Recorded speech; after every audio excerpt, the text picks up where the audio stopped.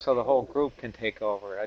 So we're looking at this situation that many of us find ourselves in, a church where the neighborhoods changed rapidly to the point that it's almost a misnomer to talk about neighborhood, because neighborhood sort of connotates a place where people belong, where they feel they have some support amongst one another, where they have the capacities to deal with a lot of their issues. So that's not the case in many of our suburban, urbanized areas. And the definition, this is one place I'll probably talk a little bit, and the rest we'll be discussing, is I'm using this as a working definition today for community development. It's the process whereby community members come together to take collective action and generate solutions to common problems. So do this to realize the ideal of a planned evolution of all aspects of community well-being, economic, social, environmental, and cultural. Of a very much holistic approach to building community. So no, I think I'll go back. So the question we have, okay, that sounds good, a good social work, maybe even a political type of question for us to reflect on. Where does the Christian community development come in? What role do you see we have to play, that we have to offer, to put into the mix as citizens, as people who live in these areas, want the very best for our community? What do we offer as a Christian community? So I'm New Hope United Church. That's the question our community has been discerning. So I'll leave that question there first. Let's hear people's response to that. What's Christian community development? Your understanding.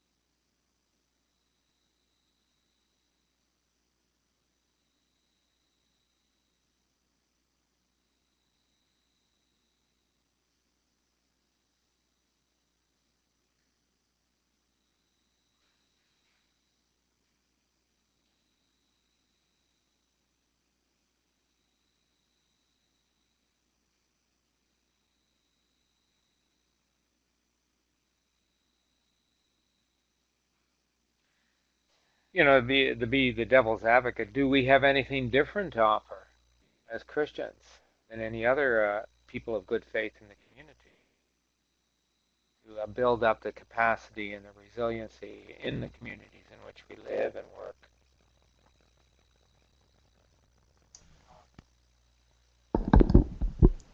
Well, I know for myself, I'm constantly reflecting on the question of um, whether we are called to be sort of chaplains of society. Do we just bring that spiritual reflection to all the work that is done in the community, bring the gospel to work, to our community involvement, our recreational activities? That I'm thinking of the book by neighbour on the 5 different ways that Christ relates to culture, and that being sort of the Christ brings out the best in culture. So is that our role as Christians, to bring out the best of what's already in community? Or a model that's more countercultural? How do we offer an alternative? I don't think these things are either or, but I find myself reflecting on them from time to time. What is the role of the Christian faith community in relation to the other work organizations and otherwise in our community? Well, Carolyn has typed a comment here. She says, all that based in teachings / ideals of Christ, justice, love for enemies and neighbors, nowadays looking as the lone voice rather than being the mainstream. And that makes Absolutely. I would agree.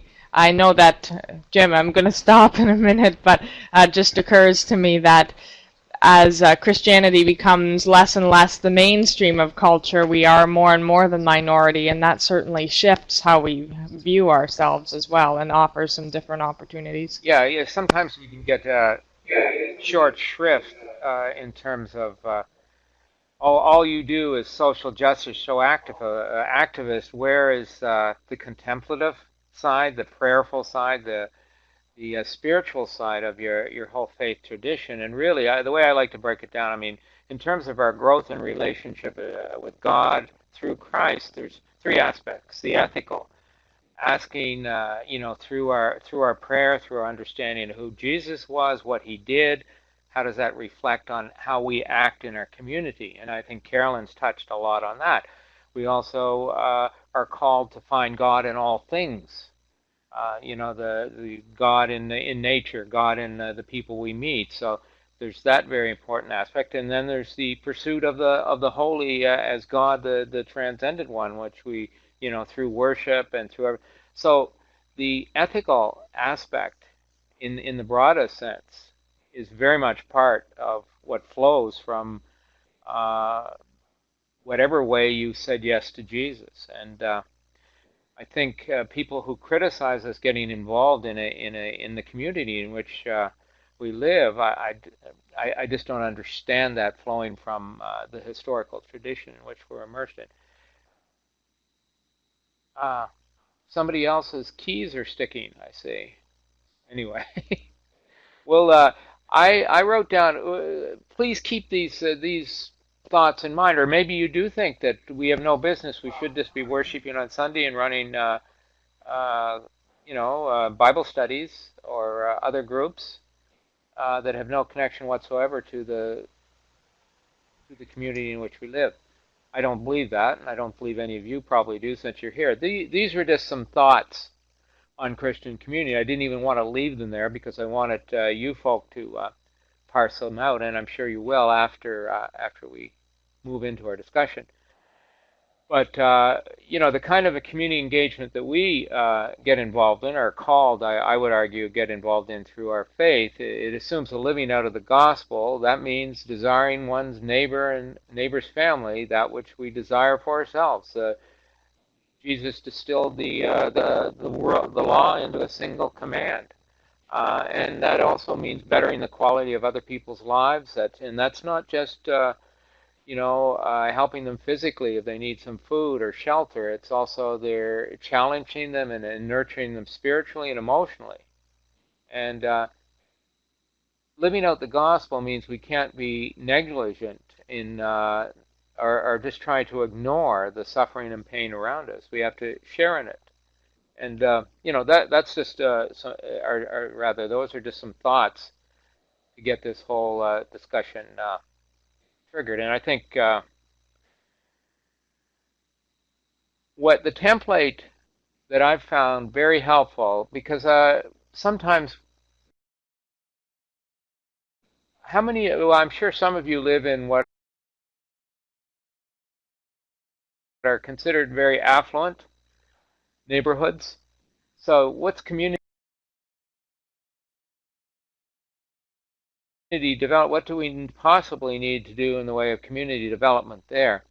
Well, if you take the World Health Organization's social determinants of health, this is a worldwide definition of what really makes healthy people, healthy communities, and all these standards should be lifted up to a certain level. The income, the housing, the education and early childhood development opportunities, the employment and training, the access to health, social, community service supports, food security, inclusiveness and integration. So, for example, in Vaughan, we have lots of pockets of people that are in poverty, and the traditional problems in terms of access to housing and income, those two top-notch aspects of determinants of health are very much in stark relief with them. But we have a lot of very wealthy families whose teenagers and children are really suffering because they're suffering a lack of community, a lack of nurturing in many ways. Some of the parenting skills aren't very good. So I mean, you can't just think because we have nice homes and our neighborhood is really wealthy that there's not some community development to engage in. Just some thoughts. So please keep, these are sort of, I think you'll find these do's in terms of community development from this slide very helpful when you're doing a theological analysis of your social analysis of your neighborhood, where the church can maybe get involved.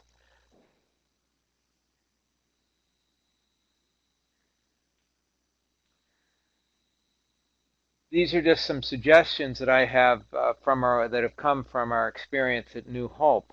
Uh, if you're in a community like we are, where we have 72 different ethnic groups actually in the city of Vaughan, ethnic cultural groups, and we're a minority faith tradition. Is as you determine how you're going to get engaged in your community right from the get-go, to try and develop in whatever way, whether it's just meeting to study your own scriptures together, the different scriptures together, or just having particular events of discussion on different spiritual topics. Develop your relationships with the other your partners, other faith traditions in your community. Uh, Develop partnerships with the social service providers and any community action groups in your neighborhoods that are interested in the same kinds of issues you are. And this is where we were weakest at, and we're starting to regroup and develop. Keep as many members of your congregation engaged in this process as it develops. Otherwise, you end up with a minister or a couple of ministers and one or two people in your congregation that are recognized as social activists in the community, like I am, and my partner Catherine, too, also is very. But the rest of the community sort of either, oh, well, that's their thing, or it's good they're doing it. But we come because we've always come, and we still have a good time with our people in our congregation. Mind you, one of the most important things for community development that our small churches can offer is the community that they share together. To find ways to model that and help other folk form the kind of fellowship that we share in our own communities. And obviously sharing that in different ways. And I'll get into some of the ways that we've been sharing it. So those are just some suggestions.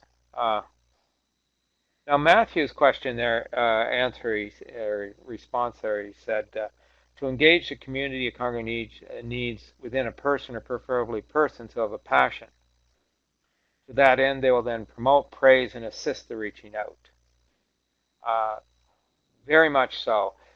Part of the reaching out, though, what we've found is also to you're not going to get the same passion from other people in the congregation, but I think it's important as much as possible if the kind of engagement, the kind of community development you're going to be engaged in is one in which it really is the United Church. It has that corporate body engaging, and to get as much buy-in as possible from the congregation, everybody in the congregation themselves. So anyway, our New Hope experience, and then we'll have lots of time for questions or whatever.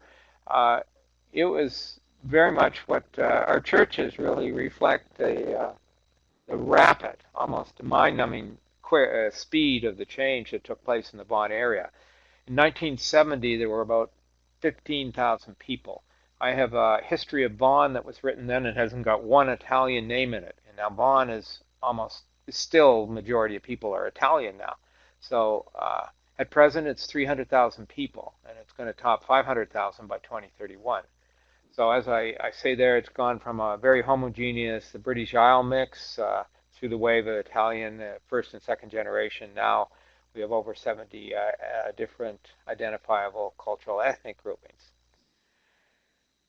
The New Hope Church was formed through an amalgamation with the normal mixed results of amalgamations of three little churches that were no longer connected to the communities in which they were, had been originally built, and very, very much integral to those communities as the population changed, and the way they determined the best way they could still continue to provide a United Church presence in the area was to amalgamate. So they They did that and formed a church right in the center of the of Vaughan as it exists, as much as there is a center in Vaughan, because it is one of those places that's just grown out. Right next to Vaughan Mills Mall, we built a church in part of one of the. Actually, we took over one of these big box stores and converted it to a church. But these are our experiences, and I would think many people that are in suburban situations are in the same kind of situation. Uh, you're moving from that suburban middle class that I sort of uh, stereotyped a little bit at the beginning to a much more diverse. We still have a real lack of public transit, chronic underservicing in health and social services sector. Even though they have the money and the taxes and they pay the taxes, just the way population was and ever, almost all the suburban areas, well, all the suburban areas of the GTA, for example, that's the Greater Toronto area, don't get it near the per capita dollar that they should be getting compared to other areas of the province, for example. Very underdeveloped social infrastructure.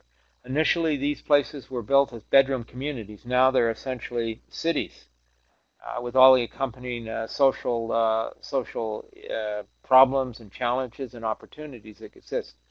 And those social infrastructures are not built yet in many cases. I mentioned the pro-development industry politicians. Uh, it's not that they're particularly bad people or their ethics were bad. It's just the primary job they found as they got elected was to build up new homes and new roads. So their whole understanding of politics was building bricks and mortar.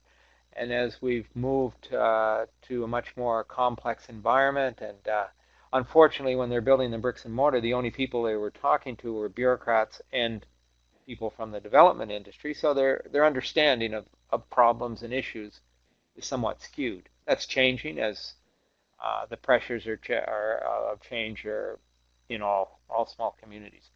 And we also have a lot of poverty hidden amidst affluence. A lot of people living in illegal secondary suites, for example, which has been a big issue I've been involved in. They're going to be legalizing secondary suites in Vaughan soon, and I've been quite involved in our church has been quite involved in pushing that agenda. So that's a lot of talking. What I'd like to ask people, what are some of the experiences their communities are having in terms of change and some of the lacks that I've talked enough about the Vaughan experience and laid out. What are some of your experiences? What are some of the lacks? What are some of the areas you feel people are hurting or their hopes aren't being addressed in your community? If you just want to spend a few minutes and share that. Just as people are typing their responses here, I had a question, and I don't know if you're planning to get to this, but just more of the process in your congregation, your leadership process for involving people in these opportunities. Do you sort of allow or make space, encourage people to find a passion and an interest area and to find others that share that and to sort of promote it, and everybody's sort of involved in a different area and there's lots of excitement? Or do you as a leadership body try to focus the outreach of your community into a few specific areas to say that Hope United does these things because it feels that those are some needs and this is a way we feel we can help to reach those needs?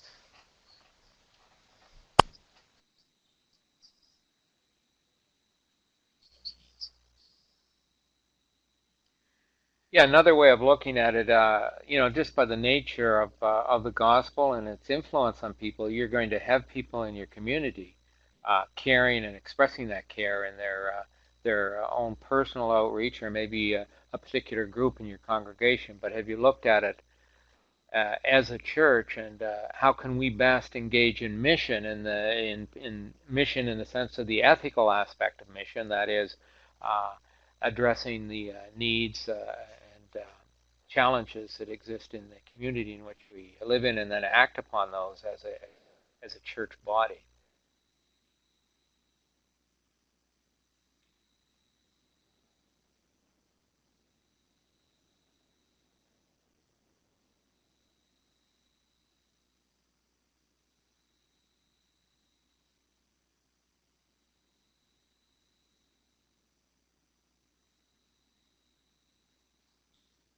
Jeff, you mentioned why is it so difficult for people to embrace the need to support the homeless shelter?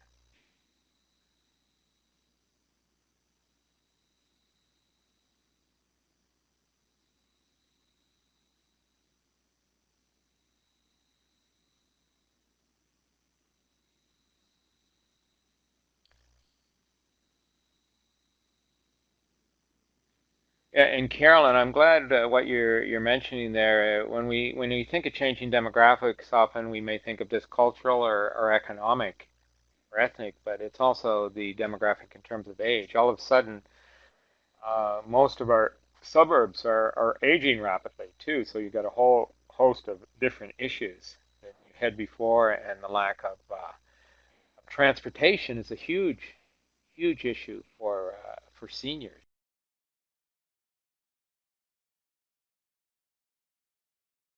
whether it's to get to the doctor or to go play cards with a group.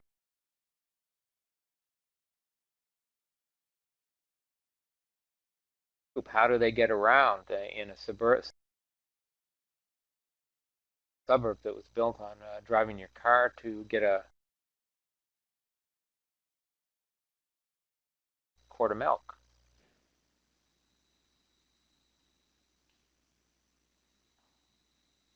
How do you build community when you have families working long hours and when they come home they want to veg out or get their shopping done and nothing else? And yet, if they don't start, feeling part of something and contribute to it themselves, you're totally relying on professionals to deliver your health care, your mental health care, your social well-being, and so on. And all those issues are far too important, if I may be a bit coy, to leave to the professionals. They're just far too important for that.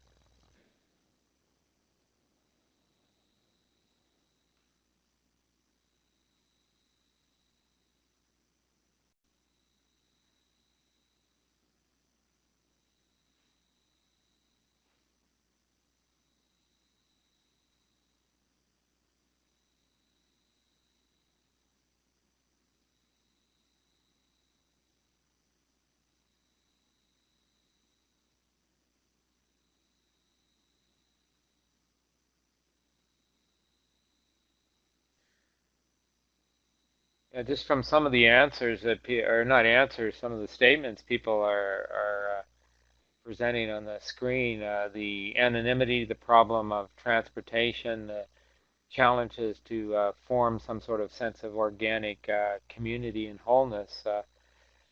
So those are the issues we're confronting, and as a church, I think certainly as a Christian church, and we again go back to our roots, and we go back to what Jesus did in his ministry, what he calls us to do as we grow in our relationship with God through Christ. Integral to that is how we act in the world in which we're in, and so we've got a lot to offer. Uh, and the other side, certainly, the three churches when they came together in Vaughan, as Darla's mentioned, the other flip side of it, our churches were totally disconnected with what was going on in the communities here, and they were still rural churches, still having strawberry suppers in the midst of a very different community than which they had first experienced church, and they didn't know why people weren't sharing with them. So, certainly that the whole area of church growth, which Edge is doing a lot of work on, and our congregation is looking into very much working with them in terms of different ways to build a community. But I'm just looking at one aspect, and this will build the community too. But we're focusing directly on social action in this case in terms of community development. Uh, Here's just some of the things that we did to respond to many of the issues you people are talking about from your community. Uh, when Catherine Hines is my colleague at New Hope, she came and with a mandate to start developing our social ministry in Vaughan. And for a couple of years. I mean, she was very active in her ministry, but she very much engaged in a social analysis of Central Vaughan, from phoning and interviewing politicians and community leaders and so on and so forth. She became part of a table called Together for Maple, which it's a collaborative table of various people, community groups, service providers working on child poverty and mental health issues and well-being issues. Uh, I got quite involved in an interfaith dialogue in our community with Muslims, Sikhs, Christians, and Jewish communities in Vaughan. I also had the opportunity, from because of my background, but this is something any minister could really, with the level of education that we have, frankly, and understanding of systems that we have. I got quite involved. I became a political columnist for at different times, two different local newspapers, covering the council meetings and becoming a critique of the local the political elite and so on, both good and bad relationships with some and others. So very, very, very much involved in what was going on. Uh, we took over the first step as a community as a whole. We have an emergency food bank in our area. We also uh, have done a number of things. We've sponsored community dinners. We're going to be having another one where we invited, we worked through the leaders. We did a top-down approach. We invited leaders of different ethnic, cultural groups to bring their folk together for one big meal, bringing their own foods and so on. And we'd have a theme for each one of these meetings. One time it was sharing your art. Another time it was sharing some of the problems people were facing in terms of their life in Vaughan, and we had a particular speaker or a process going on. But we had three community dinners with at least 100 people at each of them from different communities, just to start whetting people's appetite to coming together. Different folks with different strokes actually just coming together and starting to develop relationships. Uh, Another big activity we were engaged in was we formed a social planning council in Vaughan. Actually, we called it a social action council because we felt there's been a lot of planning and we got to engage. So it's the Vaughan Social Action Council. You can look it up on the web. You can see some of our three of our members. Again, three of New Hope are part of that, and I'm the co-chair of actually the Vaughan Social Action Council. And the church itself is more and more continuing to play active. As I mentioned earlier, I'm very involved. A couple of our members are very involved in getting the right kind of legislation passed to have good, safe, and proper secondary suites, bedroom apartments, secondary units available for people in our community. There's a lot of literature. You can if you look up my name in secondary suites, our Vaughan and basement apartments, you'll get a whole lot of newspaper articles about what we've done. These are the key issues that we were able to identify and both push and be engaged in both the Vaughan and the York region social service people to do studies to determine the actual problems in this area. Health, family mental health, huge issues. Just no access for children and youth to proper psychiatric or psychological care. Lack of affordable housing, insufficient income and employment for young adults, families, and seniors, and the whole equity and diversity issues. So that's been our approach to dealing, and we've had public forums on family mental health, and we're respected. Like people, when they want a social issue engaged in, they ask the Vaughan Social Action Committee. We have 60 members. We have a board and then about 60 members from different communities all over the city. As I mentioned earlier, we were successful in getting the city of Vaughan to include a social service study in their official plan. We've been continuing to lobby the city of Vaughan on secondary suites, and we're engaged in several collaboratives supporting the social economic well-being of new immigrants and seniors. One of which is very interesting. one of the charter members to a business incubator program that we have in Vaughan, and we've just were successful in getting quite a bit of funding, and we won the contract over about 3 or 4 private, private concerns. We got a grant from our money from the York region to train people in green technology to work in the green industry. These are new immigrants, people just trying to get started. So we've got a number of business there, a number of videos that I've done at our church, and a number of other organizations utilize the services of another little company that we started that provides video services. So we're engaged in many ways in trying to build up the community. I'll just finish what I'm saying, then I want to hear other people's ideas and how you're going to go forward. As I say, one of our biggest challenges, and it's been common in United Churches, I was looking at some people that are putting their name in for moderator, and some of them are really great social activists, but I know in their communities, well, he's a good preacher, he looks after the children really well, so he's got his thing, so they let him do it. And that happened here quite a bit, too. Our biggest challenge, really, the interface sharing, the place it didn't take place was be among different Christian churches. Very hard to get the other Christian churches involved with us when we were working in this. And we have not got a lot of members that I can directly joining us because of this social. I think part of that, though, was because we probably leapt too far ahead of our congregation, and they weren't integrally involved in what we were doing, that Catherine and I were doing. So it was emphasis on minister rather than congregational-led ministry. So I'll stop there. There's some other information. So what... Just as people are typing, Jim, you have to forgive my comments. I'm a process-oriented person, so I always like to know how the conversation is engaged in the congregation. So I'm looking at your last bullet under challenges, emphasis on being minister rather than congregational-led ministry. I'm wondering how...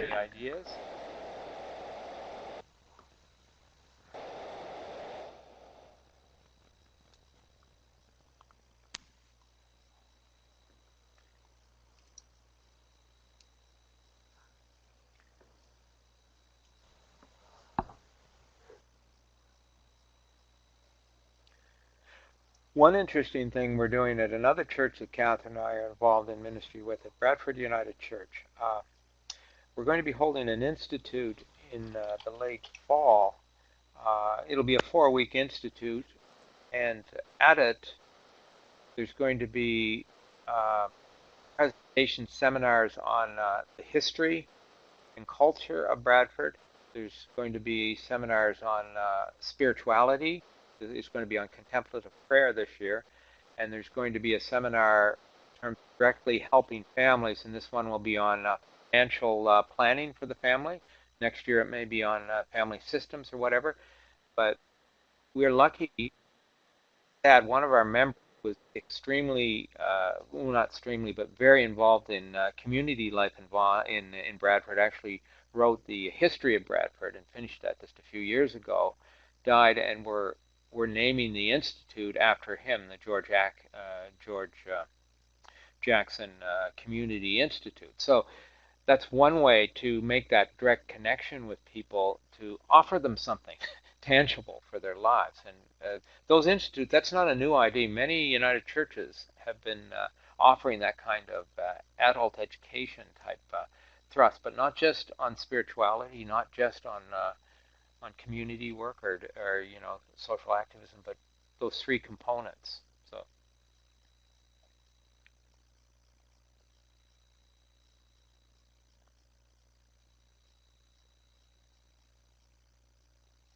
I see, Jeff, you started a group. Is that a group within the community? Is it within your congregation? I'm just wondering.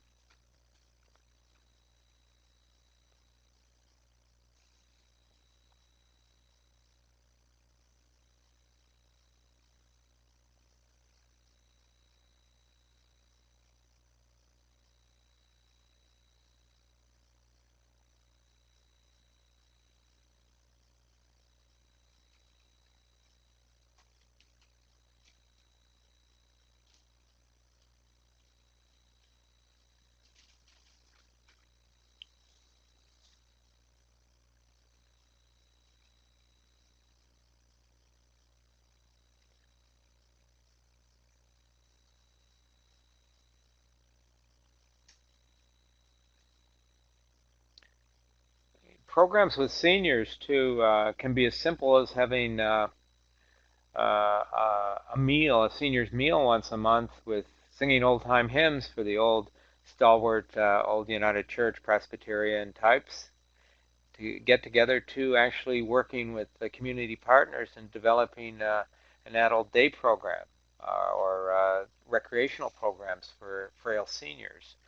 There's a whole lot of, there's a multitude of ways that we can get our congregation their appetite whetted for care, expressing their care directly in the community that they're in. Men's group, but there are all sorts of great ideas here.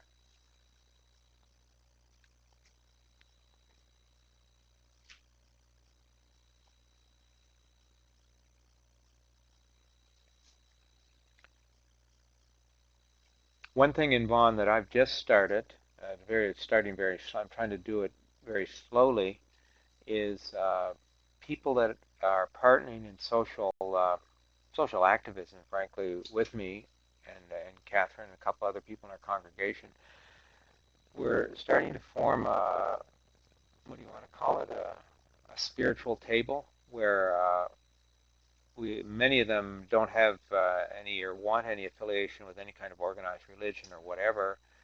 Some are from different faith traditions, and we're just developing ways to share, our deepest motivations that come from our spiritual understandings together. And we're just trying to develop a table where we can do that. That's another thing that as the United Church, we do have that kind of opportunity as Christians to not just surrender our Christianity, but to actually enter into that kind of dialogue with people who already are partners with us. That's just something I've started slowly, but something I really felt lacking in my social ministry was we weren't talking about why are we really doing this, So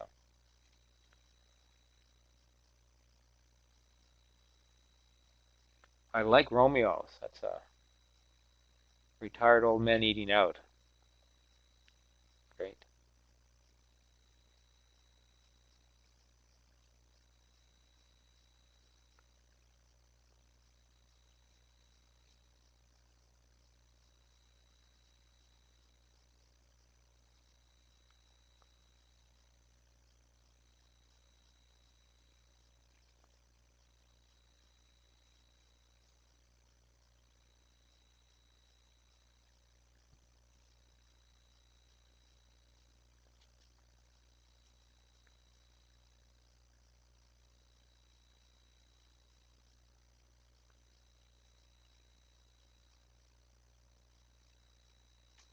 Well, I can see from the comments that I'm getting a whole lot of good ideas for my community to start engaging in, which is precisely why we have webinars.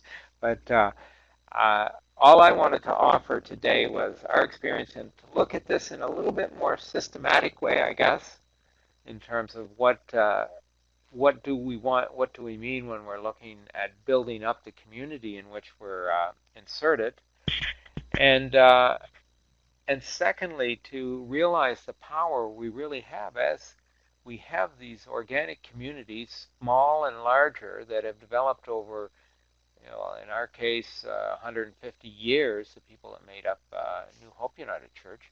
And you've got this, to pass that on and to find new ways to help other people form that kind of organic community is a tremendous gift to be given to communities that we have that aren't even communities, that are still very anonymous, and so much isolation people have, and pain from not having time to, how guilty a lot of these parents that aren't bringing up their children because they're working so much to pay their.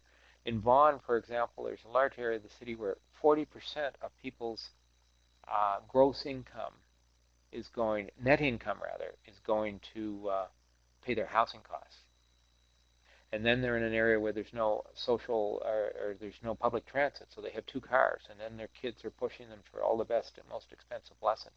Imagine the pressure those parents are under, and what we can offer as alternatives. So it's a challenge, but it's something I think we're called to engage in.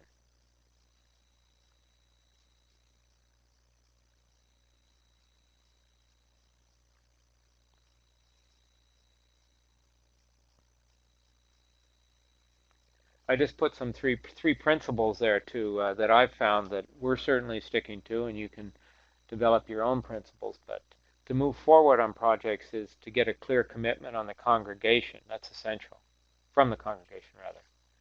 Uh, it's interesting. I'm looking at this, and I'm right in the midst of starting to do this with some people. The forming of an interfaith social action council. That I'm involved in some discussions on faith and so on with a lot of different faith traditions, but have one specifically to start naming their social issues, the hurts and hopes in their communities, and to work together to find common solutions. And there's the sacred sharing circles that I'm starting to work with the people that I share so many values with, so that we can draw from our own spiritual wells.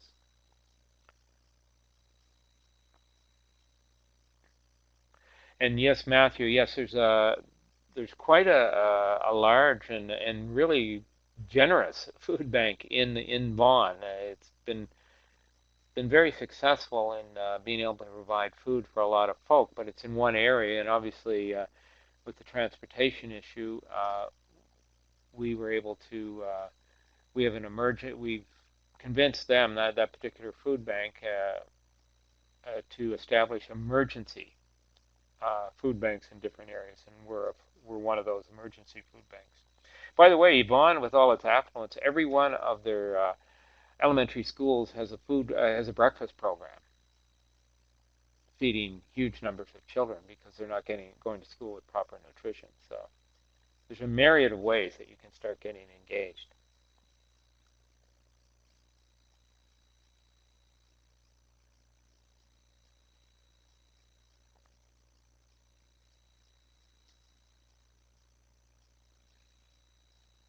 Carolyn's ideas, I mean, the whole concept working as a whole with the families and finding ways to, again, bringing people together in as many configurations as possible to share is really the key of community development.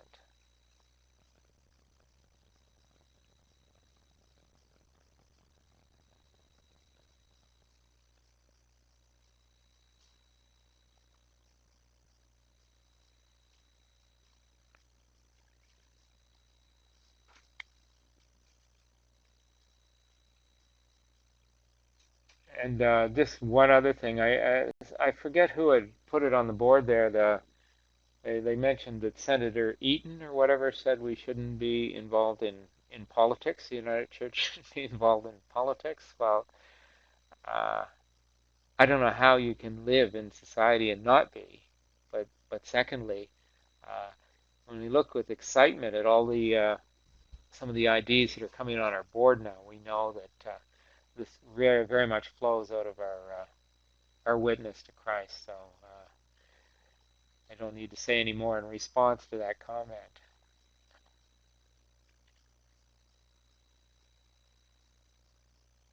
And thank you, Jeff, for that comment.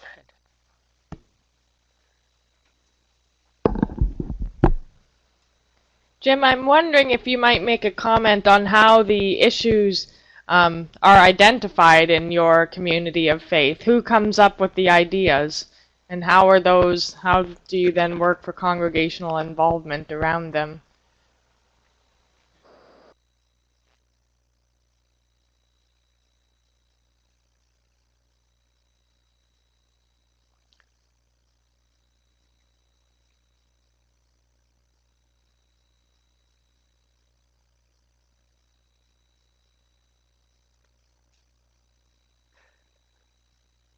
If you do get very involved in a hot issue in your community, uh, sometimes you may find people try and attack you for being a minister and being political. And you're a minister, you're a reverend, but you're getting engaged in this dirty political topic.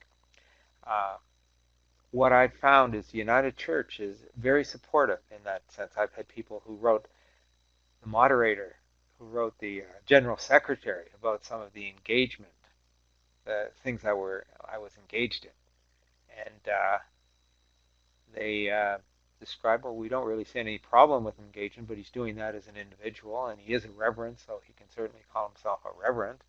And they were very supportive. So the church has given us the opportunity to be free as long as we don't identify the United Church or with specific actions or opinions that we express, or if our church board has given us a motion to express opinion, to do that, or what have you.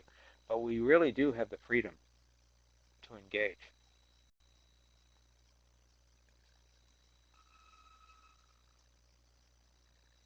So uh,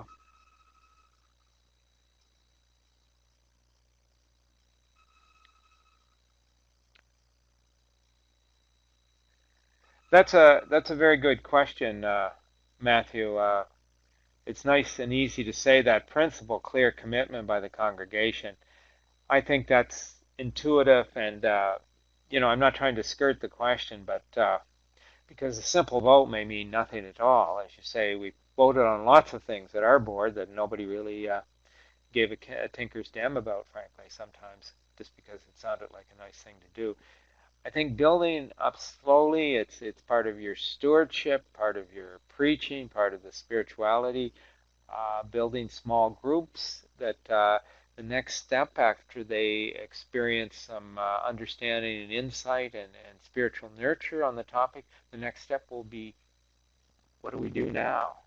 Uh, it has to be very organic. And again, I'm using a buzzword, but maybe somebody else can express it in a better way. It's working, as the French say, doucement, doucement, slowly, uh, working with your congregation, listening to their experiences, integrating that into what does that mean for other people in the community? What do you think of what's going on in the community? Any other thoughts on, because Matthew's question is clear, how do we get that clear commitment from our congregation to engage in social action or community development?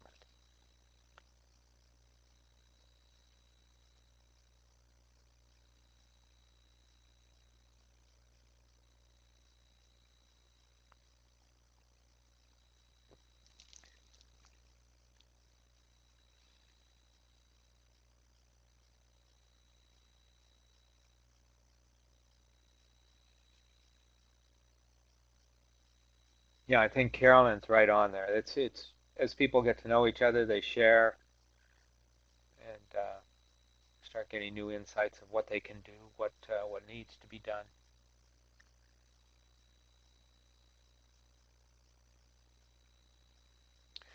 The issue, somewhat, I forget who it was, the problem with getting people supporting the youth shelter, youth ministry. Uh, how what suggestions do people have might be able to get your congregation more engaged in that work? So it's not just helping those people, but helping Albert or helping Alan or helping Veronica or whatever. What are some of the ideas that you would have to, if you really see this as a very clear need uh, to work with youth in your community, and yet your congregation doesn't even acknowledge that there's really a problem with youth in your community? How would you address that issue, that challenge?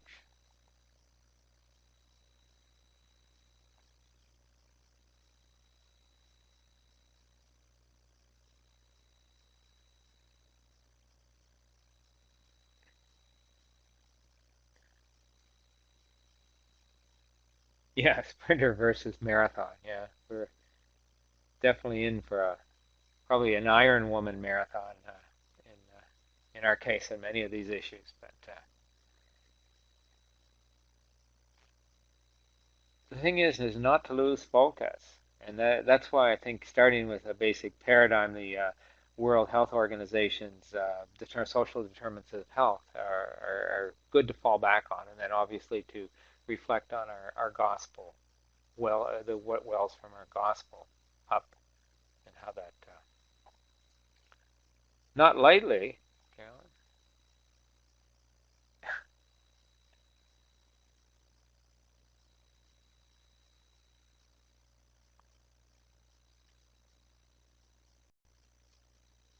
Oh, I'm not an Iron Woman runner. Okay, okay. I actually do run marathons, but I'm not the iron type. Just the marathon is enough for me.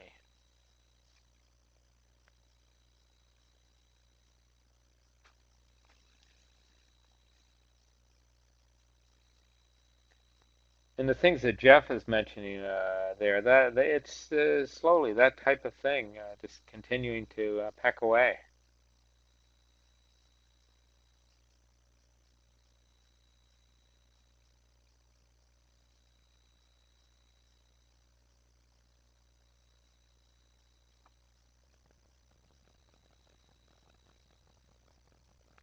Yeah, yeah, no, yeah, you're right. And when you were probably partially misinterpreted what you had said earlier, Matthew, you can get people to commit to definite projects with a date and time and a purpose, and that's good. But the next step is if it's a successful project or it's a project people got involved in and wasn't successful, what's the next step from there? And again, breaking it down into short little steps. You probably have a long-term goal that you'd like to see your congregation engaged with, or there's one that you're being called to try and open their eyes to, or listen to them so you can more clearly understand that. But then from that overall goal, just break it down into little steps. And so that you're right, any project that you present to the congregation is a definite end date and short and a particular issue.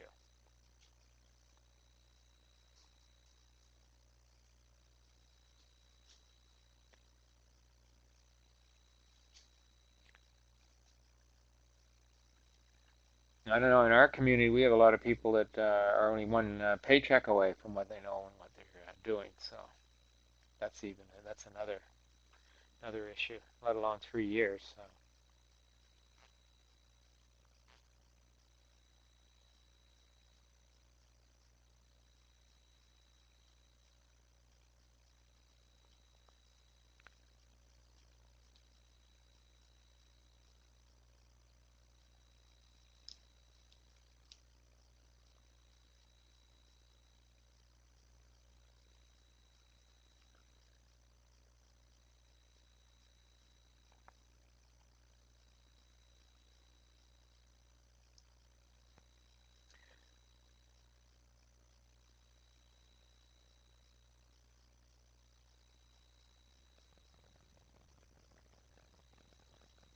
The other experience I'd like to share in terms of being very engaged in social activism in my community, it's it's led me back to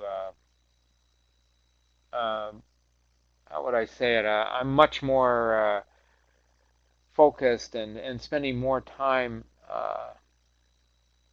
in digging into my spiritual life, and whether it's reading and praying, reading scripture and praying, uh, pursuing, my relationship with God through Christ.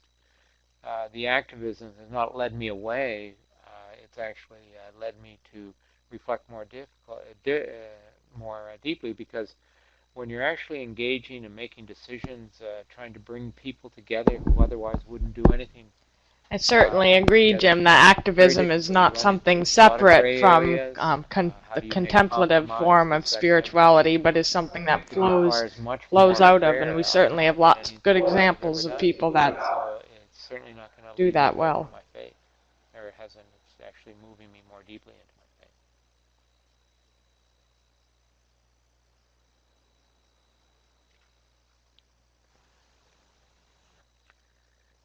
So we spent what? Boy, we spent just about an hour, uh, and it's gone. The time's gone very quickly, and I've got stimulated with a lot of your ideas, what's going on in your communities, and enjoyed sharing this time with you. There's a few resources that are that are linked here that you're certainly they're available. One just it's a fairly simple course on Christian community development. There's some documents that we helped develop in Vaughan and York region that are on Yes, there. thank you, Jim. On behalf of See our some of the participants, thank you for analysis providing of how this that may opportunity apply to in your share situation. ideas, and I think we'll all go away Just really with appreciate something we can sharing try this in our time with you. I communities, and hope it's also been some stimulating reflection on how to some engage ideas that you'll the put into dialogue practice and in your get the commitment or the build up buy-in of those in our commonweal. community of faith to reach out in different ways, whether those be sprinter or marathon opportunities. So just a reminder as we close off that this webinar is being recorded and will be available in about a week. If you want to pass that along to someone you think would be interested, that would be great. And also, if you have a moment to fill out our feedback form, we'd appreciate that as well. So Jim, I guess we'll sign off now, and thank you everyone for participating, for taking the time this afternoon. Hope to see some of you tomorrow at more franchises, and if not then perhaps at another webinar sometime in the future.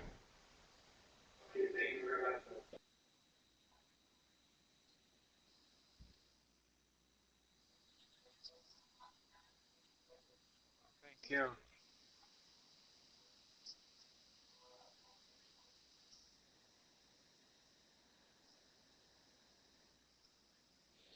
Okay, thank you very much, Josephine. Bye now.